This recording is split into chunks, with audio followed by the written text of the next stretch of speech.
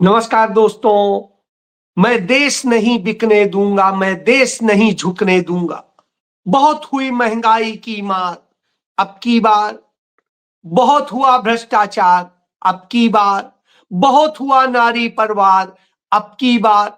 और इस तरह से मोदी सरकार बनाने के लिए नरेंद्र मोदी तमाम जुमले छोड़ते थे, लेकिन आज उनके जुमलों ने, आज उनकी आत्म प्रशंसा ने और आज उनके जो फ्रॉड है उन्होंने, जिस तरह से उनकी चालबाजी है, मूर्खता है, सरकार चलाते वक्त देश को बर्बादी में ढकेल दिया है। इतनी बर्बादी में ढकेल दिया है कि आज देश तबाही में जा रहा है। यही वजह है शायद कि भारत के नेता प्रतिपक्ष राहुल गांधी ने कहा कि देश भर में भ्रष्ट जनता पार्टी, पहली बार उन्होंने इस तरह का शब्द इस्तेमाल किया है। भ्रष्ट जनता पार्टी की डबल इंजन सरकारों में जनता की जिंदगी तबाह कर दी है। भ्रष्टाचार के साथ सत्ता का दुरुपयोग और अहंकार का जहर बीजेपी की राजनीति में ऊपर से नीचे तक भर गया है। इसके सिस्टम में गरीब, असहाय, मजदूर और मध्यम वर्ग की जिंदगी सिर्फ एक आंकड़ा भर है और विकास के नाम पर वसूली तंत्र चल रहा है। जी, यह सब कुछ हो रहा है, फिर भी मोदी सरकार, जी हां, फिर भी मोदी सरकार। राहुल गांधी ने बड़ा स्पष्ट कहा कि उत्तराखंड की बेटी अंकिता भंडारी की निर्मम हत्या हो, जिसने पूरे देश को झकझोर दिया।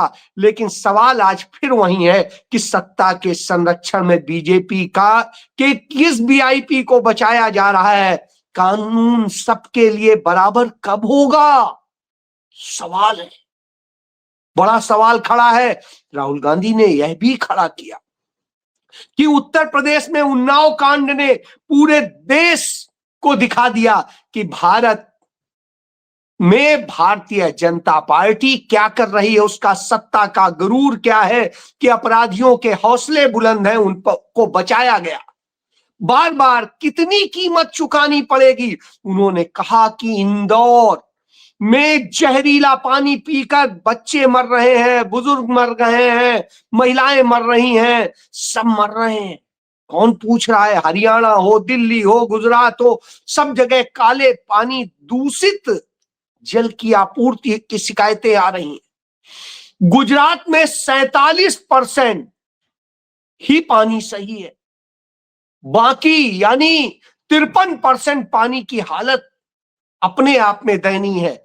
खांसी के सिरप से मौतें हो रही हैं, लगातार हो रही हैं। अस्पतालों में नवजात चूहों के द्वारा कुतरे जा रहे हैं और सरकारी स्कूलों में छतें गिरने से लोग मर रहे हैं, बच्चे मर रहे हैं।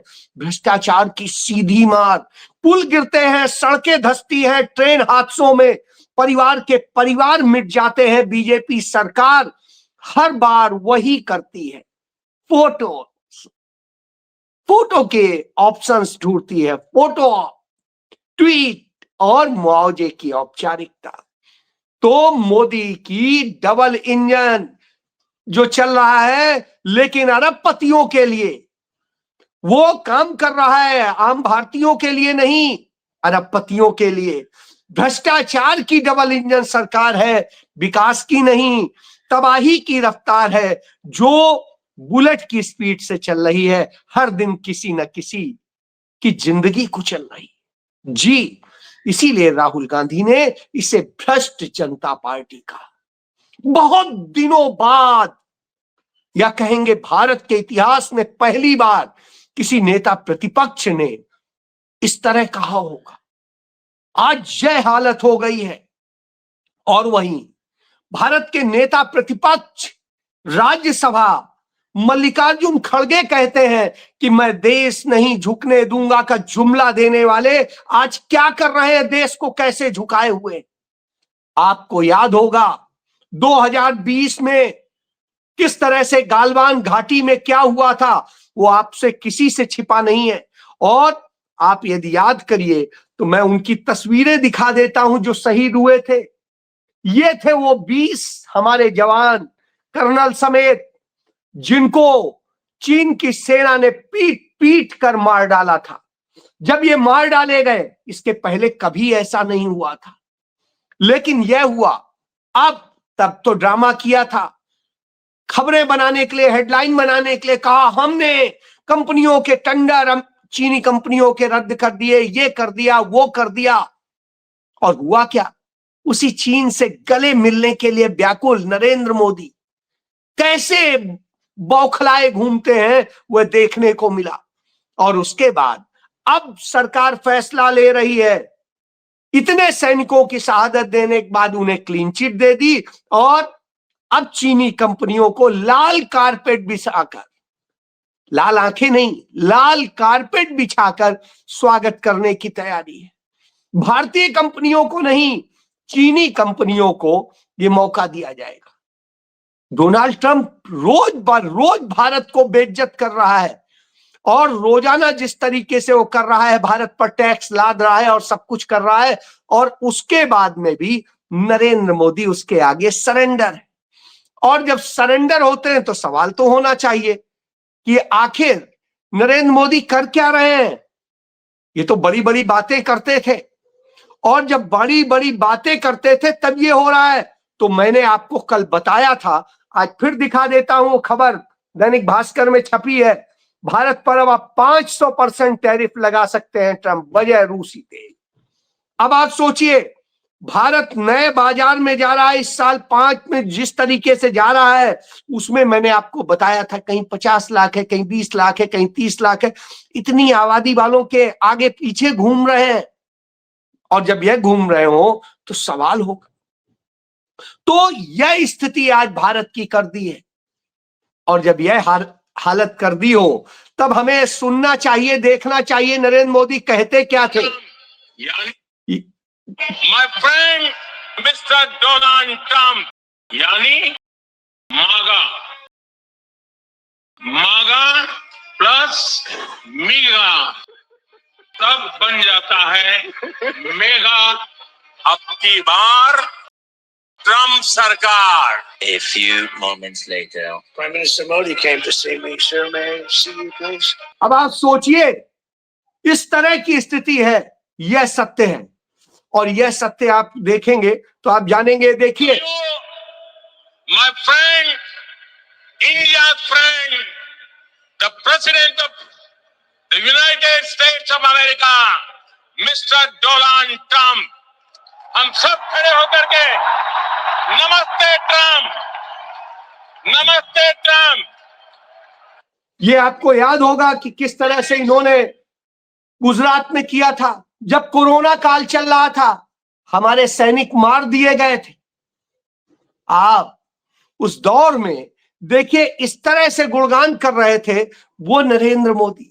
आज वो डोनाल्ड ट्रंप कह रहा है, मुझसे फोन करके कहते हैं सर सर आपसे मिल सकता हूं सर, एक कॉल दे दीजिए सर। अब आप सोचिए, यह दशा भारत की। मैं देश नहीं झुकने दूंगा, जो ये कहते हैं वो कैसे देश को झुका रहे हैं, तो यह आप समझ लीजिए, यह भारत के लिए सबसे बुरी चीज है। और अब तो यह भी हो गया कि अमेरिका के एक मंत्री ने यह भी बता दिया कि किस तरह से जो ट्रेड डील नहीं हुई है अमेरिका के साथ, उसका कारण कोई और नहीं सिर्फ मोदी है।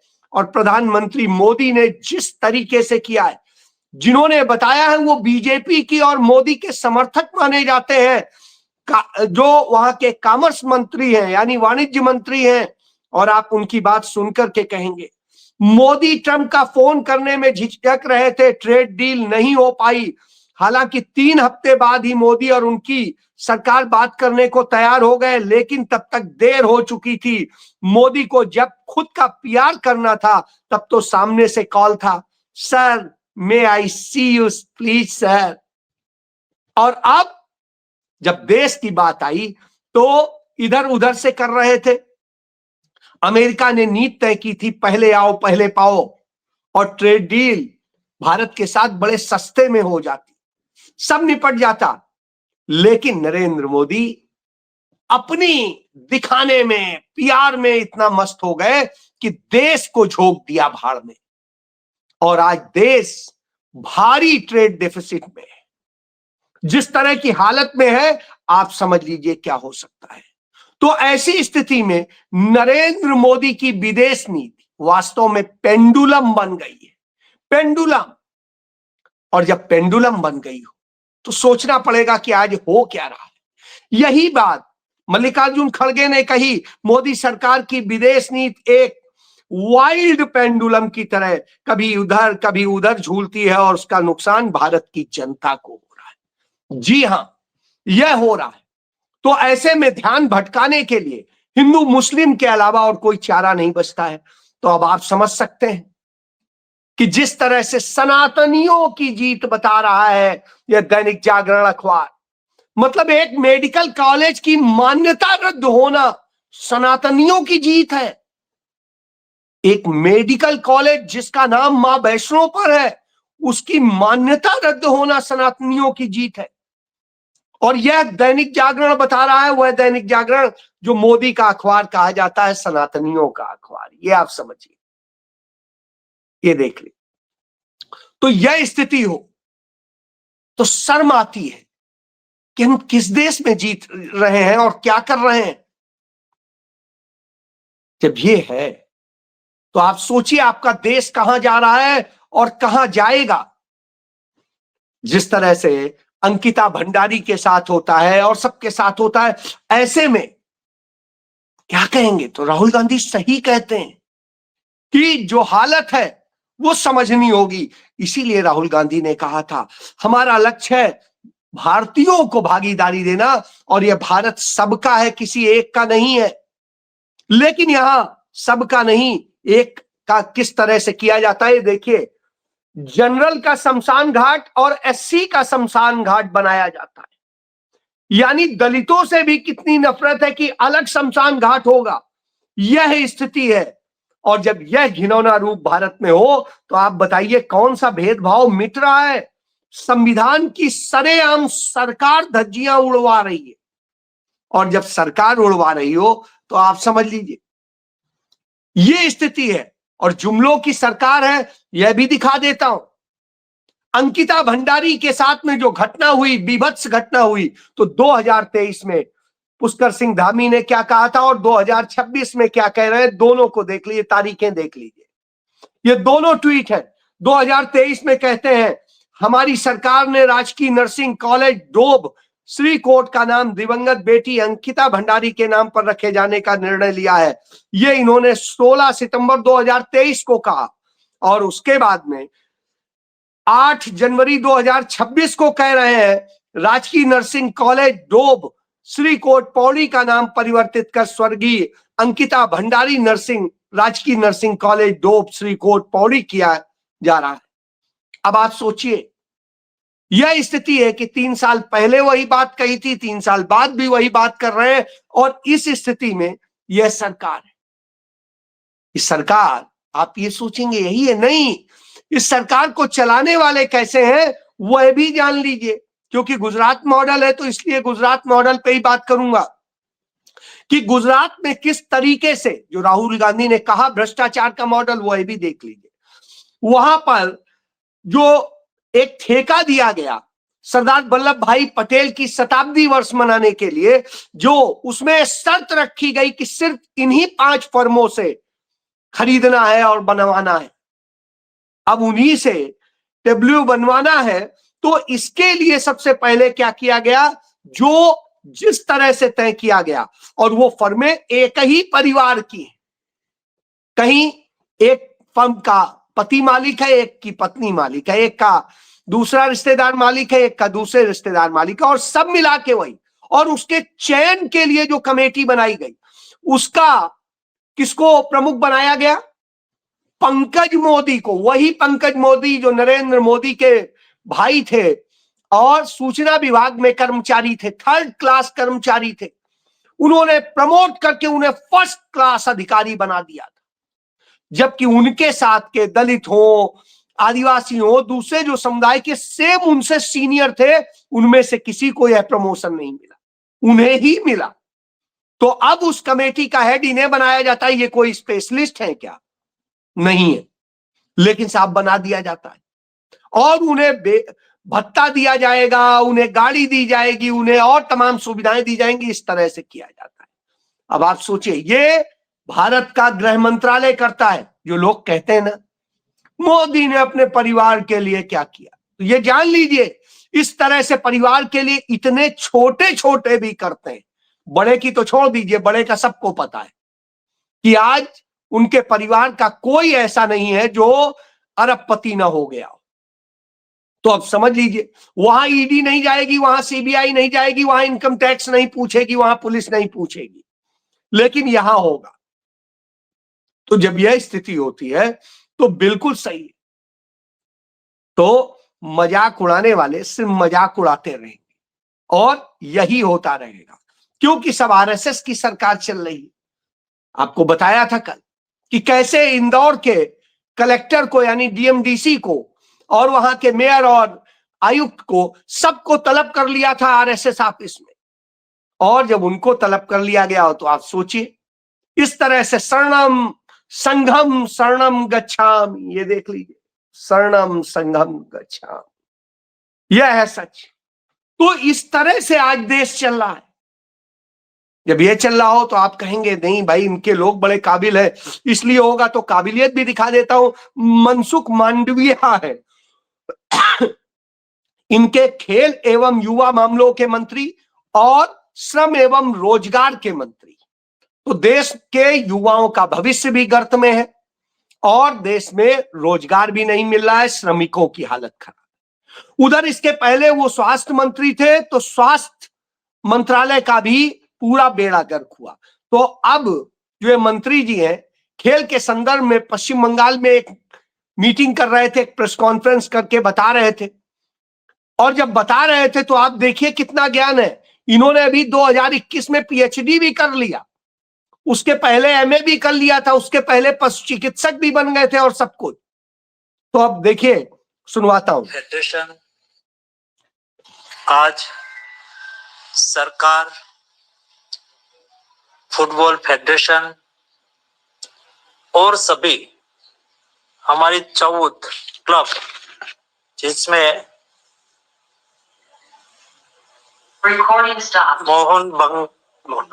मोहन बेगन, ईस्ट बंगाल,